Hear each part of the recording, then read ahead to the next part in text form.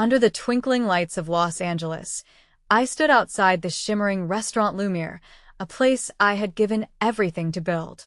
The glowing name was a beacon of dreams fulfilled, yet in that moment of triumph, an overwhelming emptiness filled me.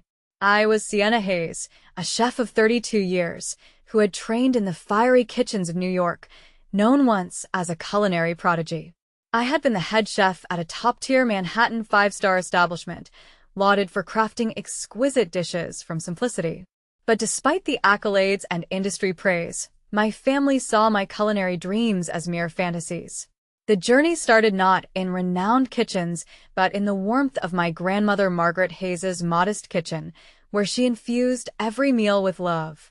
Those childhood memories of summer evenings, with her guiding hands, remained vivid. They shaped my culinary story. "Cooking isn't just about the dish, Sienna, it's your narrative," she told me. Sadly, she was gone, and my remaining family never shared her belief in me. Raised by a family indifferent to creative pursuits, success meant wealth, power, and reputation. My father, Daniel Hayes, was a retired hedge fund executive who viewed cooking as menial labor unworthy compared to his financial empire. My mother, Eleanor Hayes, a famous interior designer, never disguised her disapproval of my career switch from business to the culinary arts. And there was Liam Hayes, my younger brother, a successful luxury real estate broker, who scorned my ambition to open a restaurant while boasting about his extravagant deals.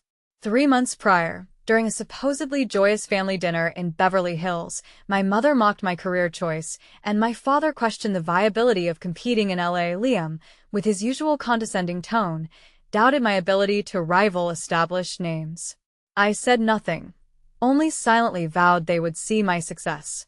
Leaving a high-paying, secure job behind, I embarked on this precarious path, choosing Los Angeles as my battlefield, a city where only elites thrive. I found an old West Hollywood gallery and transformed it into Lumere, pouring my resources, savings, and spirit into it. My sacrifices, unknown to my family, included assembling a team, with a sous chef from a Michelin-starred restaurant. I crafted a menu that spoke from my soul, featuring my signature dish, truffle risotto, a tribute to my grandmother. The restaurant exuded warmth and sophistication, embodying the essence of its name, Lumere. On the eve of the grand opening, standing amidst the elegantly set tables and gleaming wine glasses, I invited my family. "Tomorrow is the most important day of my life. It would mean so much if you could make it," I wrote, hoping they would come. Alas, the message was read, yet no replies came. With a heavy heart, I closed my eyes and accepted their absence. I awoke at 5 a.m. with adrenaline coursing through me. Today was the long-awaited day that marked the most important chapter of my life. I took a deep breath, knowing I'd face this new chapter with or without them. By the time I arrived at Lumere, the restaurant was lively and my kitchen, the core of Lumere, was bustling. Maria, my sous chef, was examining the fresh seafood from the California coast, while James, the restaurant sommelier, arranged our imported French wines. "Good morning, chef," a voice greeted from the bar. Turning, I was met with smiling faces of my staff, their eyes sparkling with belief in me. Gripping my knife, I stepped into the kitchen. By 6 p.m., luxury vehicles lined up outside as guests began arriving. The city's elite had gathered: Michelle Parker, a food critic from the Los Angeles Times, David Kingston, an esteemed Hollywood director, and Oliver Crane, CEO of a luxury hotel chain. Shaking hands and exchanging smiles with each guest, I felt like an artist on stage for a pivotal performance. "Sienna, this space is extraordinary. Lumere is a masterpiece," Michelle Parker commented upon entering. Discreetly, I checked my phone, no calls or texts. They hadn't come. I assured myself that tonight was about me, not them. Despite their absence, the grand opening exceeded expectations. The caviar tartlet appetizer wowed guests, while our signature truffle risotto was extolled by critics as an epitome of elegance. The dark chocolate soufflé with Grand Marnier was a standout dessert, enchanting every palate. Compliments reverberated throughout, and I noticed Michelle Parker taking meticulous notes, something she reserved for remarkable places. All the acclaim couldn't fill the void I felt inside. Checking my phone again, I found it was still void of any messages or congratulations. As the event wound down, I quietly retreated to the kitchen, yearning for a private moment to breathe. Dialing Liam, I heard his impatient voice after 3 rings. "You're not coming." I attempted to maintain composure. His chuckle echoed in my ear. "Why would I skip a VIP client event for your little restaurant?" Liam's dismissiveness stung. "Liam, this isn't just a restaurant, it's my dream." His response was sharp. "Your dream doesn't serve my interests. Have fun, but don't expect us to care." He ended the call. With closed eyes, I gathered myself, then scrolled to call Mom. Jazz music mingled with clinking glasses in the background as she answered. "Mom, today is my restaurant's grand opening." Her forgetfulness was clear. "Oh, right, I forgot. I'm at a fashion event. You know how busy I am." Striving for calm, I confided that even a simple congratulations would mean so much. "Sienna, don't be so sensitive. A small restaurant isn't real success. If you want to achieve meaningful success, think investment. Stop fussing over something trivial." She sighed before hanging up. In the solitude of the kitchen, tears fell. No one witnessed my pain, nor the deep hurt I felt. Yet I exhaled, wiping away the tears, straightening my apron, and returning to the bustling restaurant.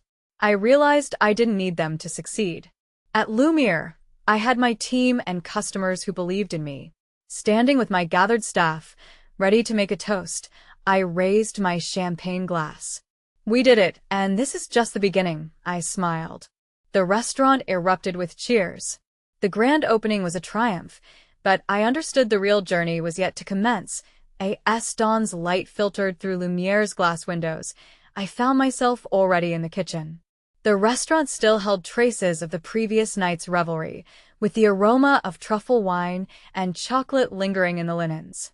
However, I couldn't linger on such thoughts. The first day after opening is the real trial. The phone began to ring incessantly. "Good morning, Lumere. How may I help you?" Jessica, my receptionist, answered as I passed by the front desk. I overheard her saying, "I'm truly sorry, but we're fully booked until next month." I stopped in disbelief. It was true. Merely one night after opening, reservations were packed. 2 days later, I stood with a copy of the Los Angeles Times in my hands. On a prominent spot in the food section, the headline declared, "Lumere, a brilliant jewel in Los Angeles, where cuisine transforms to art." Michelle Parker, LA's most influential food critic, penned a lengthy review, applauding my signature truffle risotto as a flawless fusion of tradition and innovation, carrying the bold mark of a daring chef. It wasn't just a dish. It was an experience. I placed the newspaper down, pride and bittersweet nostalgia rising within me. Did they see this? Could they see their daughter wasn't merely an ordinary cook? Picking up my phone, I noticed no messages from my family. It didn't matter. I had the world's attention now. Following the Los Angeles Times review, everything accelerated intensely. Forbes dubbed me the rising star of American cuisine, while Vogue featured a photo shoot of Lumere, calling it a must-visit spot. The Hollywood Reporter listed Lumere as a top 10 restaurant of the year. The reservations line was unending, with waitlists stretching 6 months. Soon, celebrities flocked in. Emma Thompson, the Oscar-winning actress, lauded my lobster with saffron butter sauce. Director David Kingston praised, "If any place deserves 3 Michelin stars, it's Lumere." Gordon Ramsay's Instagram post proclaimed, "It's been ages since a meal left me speechless." Lumere signals the future of modern cuisine, gaining over 1 million likes overnight. 2 months post-launch came news that defined my career. A Michelin inspector visited Lumere. For any chef, this is the pinnacle. A single star is a dream, 2 stars an extraordinary achievement, but 3 stars, they are glory. James Meyer leaned over. Table 7, the man in the black suit, could be the inspector. He was calm, composed, not note-taking, just intent on his meal. I breathed deeply. We needed perfection tonight. With precision, I crafted the signature truffle risotto, the dish personifying Lumere. As the plate neared him, I held my breath, observing through a slit in the door. A bite, the spoon rested, a long silence, then a slight nod. I knew Lumere had captured him. 4 months after opening, Lumere earned 3 Michelin stars, a swift feat unmatched in Los Angeles. News of Lumere's triumph reached globally. The New York Times, BBC, CNN, Time magazine. They all hailed Lumere as a culinary marvel. The waitlist stretched to 2 years, with annual revenue surpassing $10 million, making Sienna Hayes a revered name in cuisine. Observing my team effortlessly orchestrate in the kitchen, I realized we had crafted something special. Yet, amidst applause and awards, a void lingered. My family remained silent. No congratulations, no calls. Had they glimpsed me on TV or on Time's cover? Did they still believe I was just a regular cook? I smirked. I didn't need their validation. One morning, as I was refining a new dish, Jessica rushed into the kitchen, visibly tense. "Chef, you won't believe this," she said. "Your brother Liam called." I paused. What did he say? He wants a reservation. Not for himself, but for a VIP client. I chuckled softly. Finally, Jessica acknowledged my value, not just as a sister, but as someone influential in this world. I treated him like any other client. He pleaded, claiming if he couldn't secure a table at Lumere, he'd lose a significant client. Then let him lose them, I replied. Jessica nodded, understanding. 3 days later, I received another call, this time from my mother. I paused, looking at the screen before answering. Sienna. Her voice was softer than ever before. "I want to talk to you," she continued. I listened quietly. "I saw your interview in Time magazine. You really made it," she admitted. I smirked and replied, "You're only realizing that now?" For the first time in my life, my mother admitted they'd been wrong, but I felt nothing. "So, what now?" I asked. Hesitant, she said she wanted a family dinner. I chuckled softly. I had invited them all to my grand opening, and no one showed. I realized then that I no longer needed to wait. She fell silent. I could hear her heavy breathing over the line. Shen, I'm truly sorry, kropka. Breathing deeply, I closed my eyes. Mom, Lumere doesn't have special privileges for personal requests. You can book a reservation like everyone else, but there's a 2-year waiting list. She struggled to hold back her emotions. Sia, are you really going to treat your family this way? No, I'm treating you the way you treated me, I said before hanging up. News of Lumere's 3-star Michelin achievement swept headlines.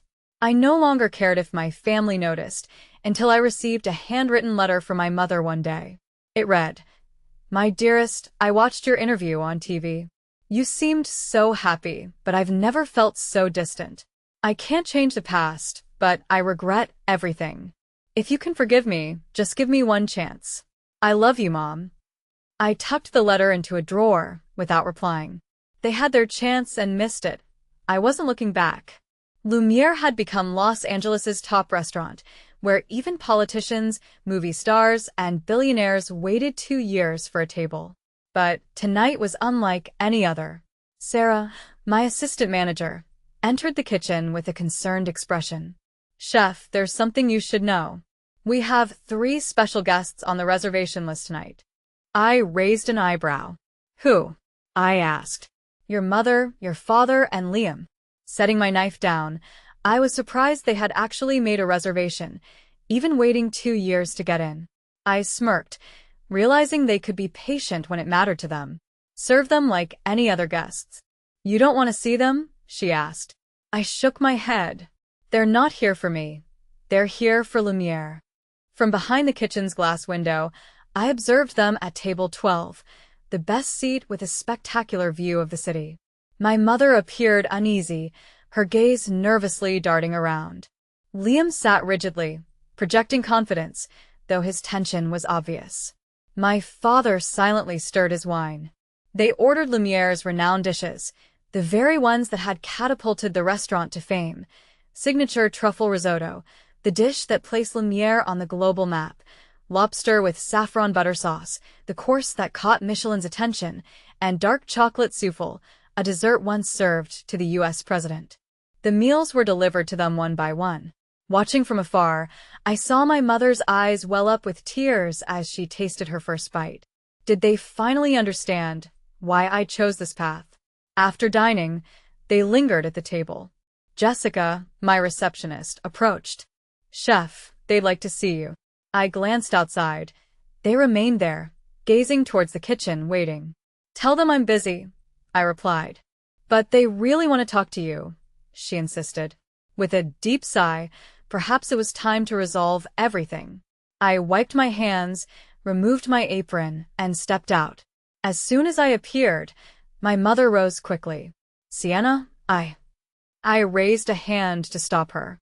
"Thank you for dining at Lumere," I said as my father opened his mouth but stayed silent. Sienna returned to the kitchen where Maria and the team were waiting, asking if everything was all right. Sienna reassured them, smiling, as they had a restaurant to run. They had lost her from their lives, but she no longer suffered because of it. Sienna's true family was composed of people who had faith in her from the very start. That night, she discovered her mother's envelope was once again on her desk at Lumere. Despite not taking it, someone had placed it there. She pondered it for a long while, torn between a desire to read its contents and the realization that it may not have mattered anymore. Her need for their approval had faded after all they'd gone through. Sienna placed the envelope in her drawer and locked it away, not out of hatred or resentment, but because she had already moved far beyond needing validation from the past. Lumere had grown beyond a 3-star Michelin establishment. It was now a symbol. The waitlist extended over 3 years.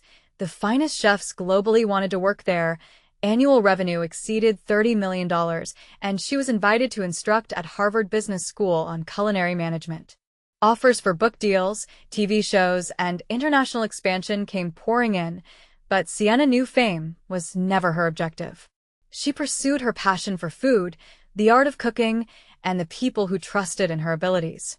On a spring afternoon, while supervising the plating of a spring garden ravioli inspired by childhood days spent in her grandmother's kitchen, her sommelier, James, delivered another envelope from Paris.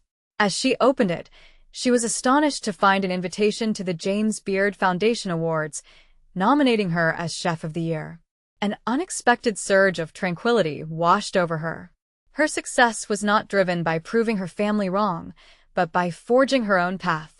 At her inaugural lecture at Harvard, when a student asked if she wished her family had been supportive from the start, she smiled and said no. The student was taken aback, asking why. Sienna explained that perhaps she wouldn't have become as strong or created Lumere without having to stand independently. Silence enveloped the room, highlighting that sometimes losing loved ones' support becomes the ultimate motivation to succeed. The key question isn't others' belief in you, but your belief in yourself. After the lecture, Sienna returned to Lumere, gazing out at Los Angeles's brilliant lights from the tall windows. She saw her reflection, a woman who carved her path unaided by others' approval. She opened her grandmother's cherished recipe book and began sketching a new dish idea. Gone were the days of regret and anger. Only freedom remained. Sienna's success didn't hinge on making her family rue their choices. It was the product of unwavering self-belief and determination to realize her dreams.